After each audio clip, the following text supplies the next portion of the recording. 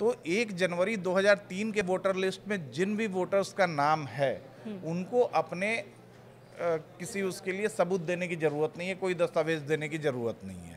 1 जनवरी 2003 के voter list में जिनका नाम है, ऐसे वोटर्स की संख्या करीब करीब 5 करोड़ के आसपास है। तो 5 करोड़ लोग तो वो सेफ हैं, उनको कोई दिक्कत नहीं होने वाली है, ना ही उनको कोई अपना कोई नया दस्तावेज देना है, नए सिरे से देना है।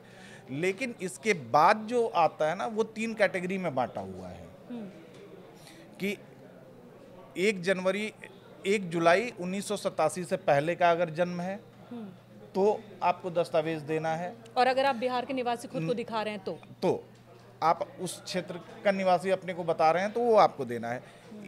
उसके बाद 1 जुलाई 1987 से 2 दिसंबर 2004 तक, इसके बीच अगर आपका जन्म हुआ है तो आपको कुछ दस्तावेज देने हैं। इसके अलावा तीसरी कैटेगरी है 2 दिसंबर 2004 से लेके अब तक का। तो अब अगर आप देखें इसमें तो 1 जुलाई 1987 से पहले जिनका जन्म हुआ है उनकी उम्र अभी 38 साल या उससे ज़्यादा होगी। ठीक, मतलब वो वैलिड वोटर हैं, उनको अपना नाम अगर जुड़वाना है तो कुछ दस्तावेज देने हैं। वो दस्तावेज भी क्या देने हैं मैं बताऊंगा, और उस पर विवाद क्यों हो रहा है ये भी मैं बताऊंगा। लेकिन पहले ये आप समझ लीजिए कि जो 1 जुलाई 1987 से पहले पैदा हुए, 38 साल या उससे ज़्यादा की उनकी उम्र होगी। 1 जुलाई 1987 से लेके 2 दिसंबर 2004 तक जो लोग जो एक टाइम फ्रेम दिया है इलेक्शन कमीशन ने, उनमें 21 से 38 साल के बीच के लोग होंगे।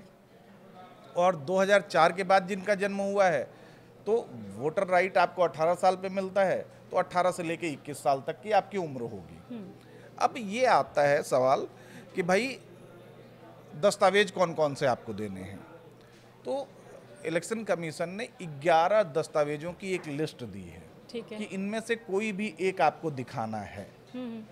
कंडीशन अप्लाइड, कंडीशन अप्लाइड क्या है कि 1987, जो मैंने टाइम फ्रेम आपको बताया कि 1 जुलाई 1987 से पहले जिनका जन्म हुआ है उनको अपने जन्म तिथि या जन्म स्थान को स्थापित करने वाला, उसको स्टैब्लिश करने वाला एक कोई डॉक्यूमेंट देना है। जैसे मैट्रिक का सर्टिफिकेट है, पासपोर्ट है, या जन्म प्रमाण पत्र है, या मूल निवास प्रमाण पत्र जिसको डोमिसाइल कहते हैं, वन अधिकार पत्र है, या खतौनी जिसको कहते हैं कि जमीन या घर का प्रमाण पत्र माना जाता है, फैमिली रजिस्टर है, या सरकार केंद्र या राज्य सरकार की तरफ से जारी कोई प्रमाण पत्र, या पेंशन पेमेंट ऑर्डर PPO